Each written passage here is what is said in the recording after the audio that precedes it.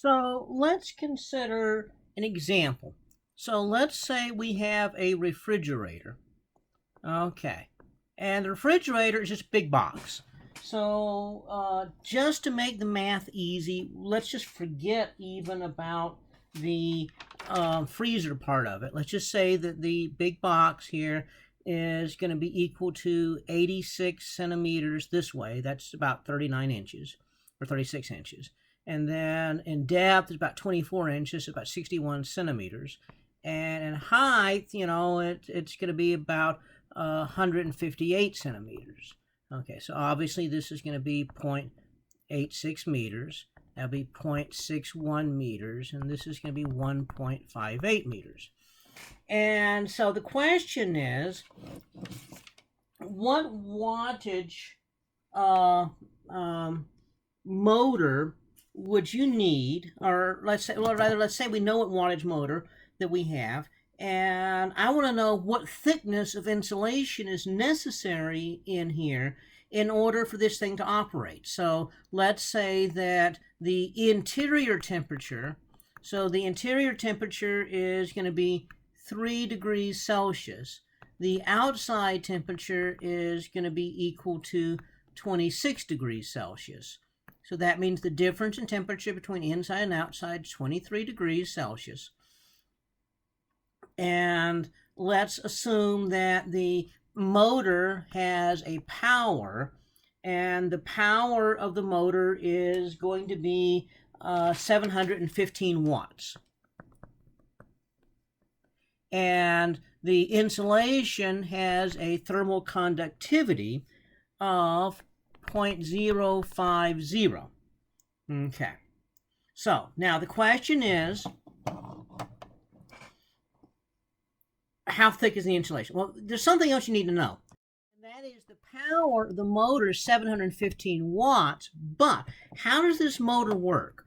Okay. If you think about, in a later chapter here, chapter 19, chapter 20, the way the motor's working is it is compressing a gas into a liquid state, okay, blowing air across it. Because when you compress a gas, that heats it up. So now it's a cooler liquid, and then you let it evaporate. When it evaporates, then it takes heat from the surroundings, so that cools things off. Then the motor has to compress it again. It heats it up, blow the air off. So all this energy that's leaving, so the electrical energy here running the motor, here that heats up the motor, the heated gases going here have to leave. So that means that the energy going in here is going to obviously end up being less than that. Okay. So if we assume there's about a 65% efficiency, now what does that mean?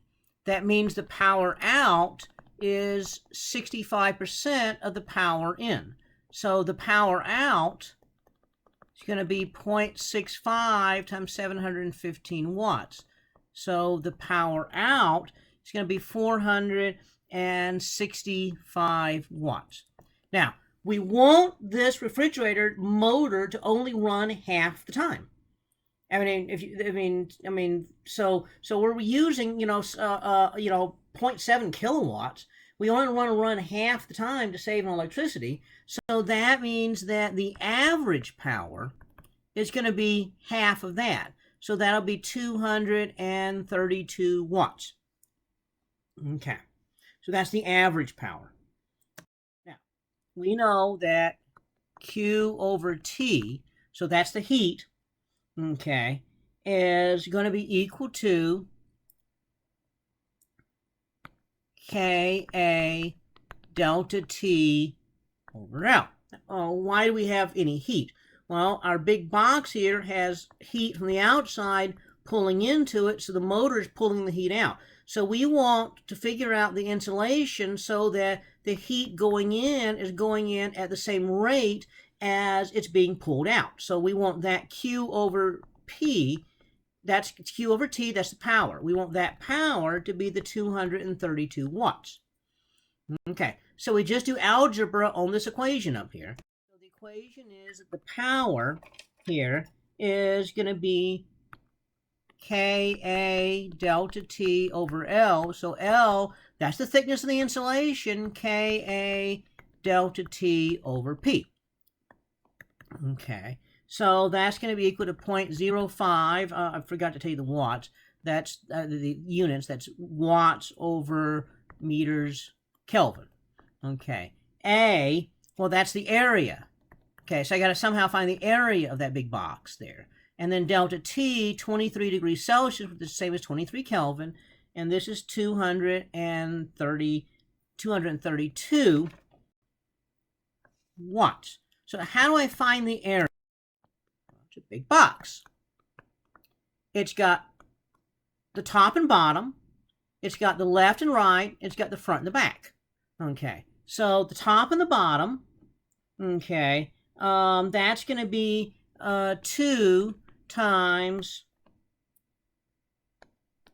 0.61 meters times 0.86 meters. So that's the top and the bottom. The left and the right is 2, because there's 2 of them, okay, and that's going to be equal to the height of it, 1.58 meters, okay, times the depth of it, which is 0.61 meters. And then the front and the back is 1.58 meters times the 0.86 meters. Okay, so you add up all that. So the total area is the sum of all of that. And so that comes out to be 5.696 square meters. Back to our equation. Okay, so now back to our equation. Okay, so we have that L is going to be Ka delta T over power. So the thickness is going to be 0.05 times watts per meter Kelvin times the area, which we just figured out was 5.696 square meters, okay, times 23 degrees Kelvin, and divide that by 232 watts, and so L comes out to be 0.0295 meters, or in other words, 2.95 centimeters. Okay, so that's about 1.25 inches or so. So you had to have about 1.25 inches of insulation in here, okay, in order to have this thing that's a 715 watt motor cool it. Now, 715 watts, that's a lot of electricity you're using, and you're using it half of the time. Okay, so that makes this a major draw of your power. So what do we do to minimize that? Well, there's several things. One, well, we could keep the temperature inside warmer, but then your food spoils, so that's not really all that good. Okay, now really, of course, it would really be more than this, because in a real refrigerator, you've got a portion of it that's a freezer, which is even colder. Okay. Okay, so we're ignoring that part. We're just saying just straight refrigerator. Okay, so really it's going to use, it's going to be even worse than what we're doing here. So you say, well, how can I cut this? Well, we look at it, we say the power we utilize is Ka delta T over L. So we have several options to cut that to save electricity. We could change the delta T, okay, but then that's not going to work for us. Cross-sectional area. That means smaller.